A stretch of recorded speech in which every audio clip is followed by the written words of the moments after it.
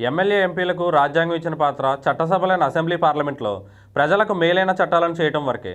కానీ ముఖ్యంగా ఎమ్మెల్యే నియోజకవర్గంలోని గ్రామస్థాయి వరకు కూడా ప్రతి చిల్లర విషయంలో వేలుదూర్చి అధికారులకి ప్రజలకు రాజ్యాంగం ఇచ్చిన పెత్తనాలు కూడా తాను నిర్వర్తించడం చూస్తున్నాం. ప్రతి గ్రామంలో ఎమ్మెల్యేలకు ఎన్నికల్లో ఓటర్లకు డబ్బు పంచడంలో తిరిగిన కార్యకర్తలే శాసనసభ సభ్యులుగా గెలిచాక ఆ ఊరి వనరులు దోచుకోవడంలో స్థానిక ప్రభుత్వంలో ప్రతి పదవి హోదా చేతికి తీసుకుని కార్యకర్తలే గ్రామాన్ని ఒక వ్యాపార వస్తువుగా మార్చి 5 ఏళ్లలో అవినీతి దోపిడీకి ప్రభుత్వ సంక్షేమ పథకాలు అభివృద్ధి నిధులు గుప్పెట్లో పెట్టుకుని నియంతల్లా మారి బ్రోకర్లుగా ఎలాంటి విలువలు లేని రాజకీయ వ్యభిచారం చేసే స్థాయికి దిగజారారు.